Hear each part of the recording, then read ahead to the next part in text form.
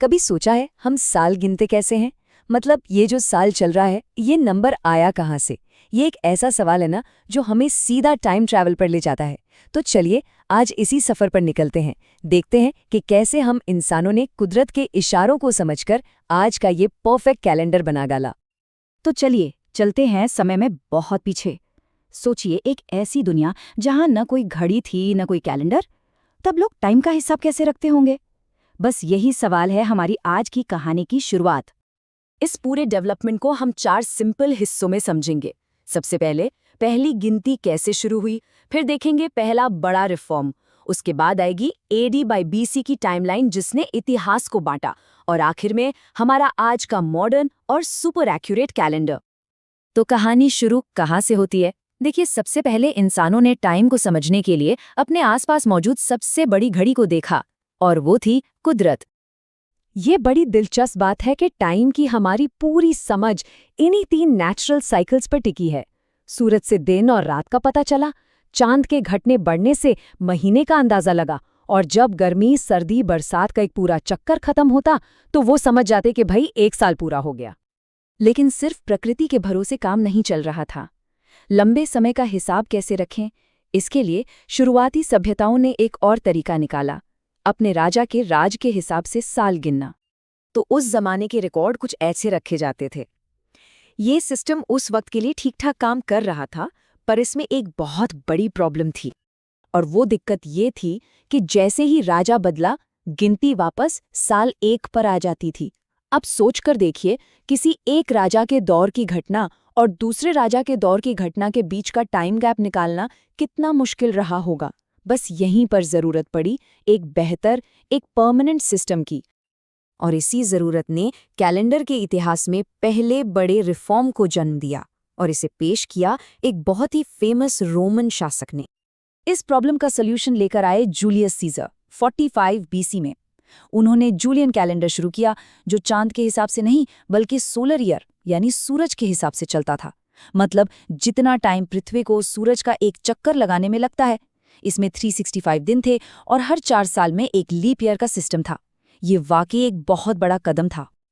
तो कैलेंडर तो पहले से काफी बेहतर हो गया था, लेकिन एक चुनौती अभी भी थी। पूरे इतिहास को एक सिंगल कंटिन्यूअस लाइन पर कैसे गिना जाए। फिर साल आया 525 AD और डायोनिसियस एग्जिग्यूस नाम के एक मॉन्क ने एक ऐसा आइडिया दिया जिसने सब कुछ बदल दिया। उन्होंने कहा, क्यों ना हम सारे सालों को जीसस क्राइस्ट के जन्म को सेंटर पॉइंट मानकर गिनना शुरू करें। इस एक आइडिया ने इतिहास को देखने का हमारा नजरिया ही बदल दिया। और यहीं से 2 शब्द सामने आए, AD यानी एनो डोमिनी, जिसका मतलब होता है ईश्वर के वर्ष में। यह जीसस क्राइस्ट के जन्म के बाद के सालों को दिखाता है। और दूसरा BC यानी बिफोर क्राइस्ट, जो उनके जन्म से पहले के सालों के लिए इस्तेमाल होता है। अच्छा, यहाँ एक बहुत जरूरी बात समझनी है। BC के साल ना उल्टी गिनती में चलते हैं, यानी 500 BC 100 BC से बहुत पहले का टाइम है। और सबसे मजेदार बात, 1 BC के फौरन बाद 1 AD आ जाता है। बीच में कोई ईयर 0 या 0 साल है ही नहीं, ये याद रखिएगा।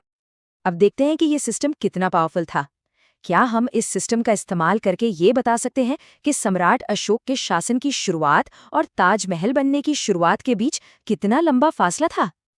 बिल्कुल बता सकते हैं। दोनों के बीच लगभग 1900 सालों का फासला है। हमने बस BC के 268 साल और AD के 1632 साल को जोड़ दिया। देखिए, इस सिस्टम ने इतिहास की लंबी लंबी दूरियों को नापना कितना आसान बना दिया।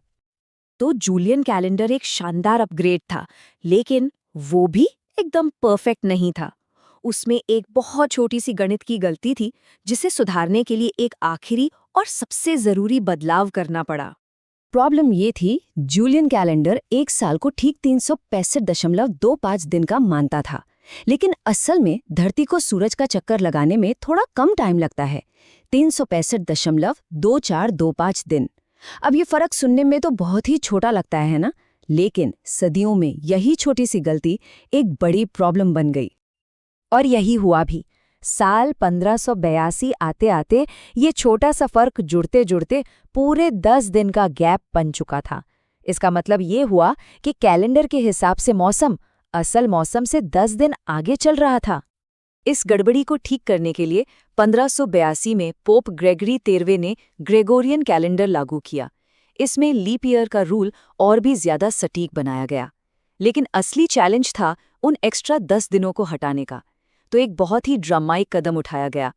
अक्टूबर 1582 में कैलेंडर से सीधे 10 दिन गायब कर दिए गए।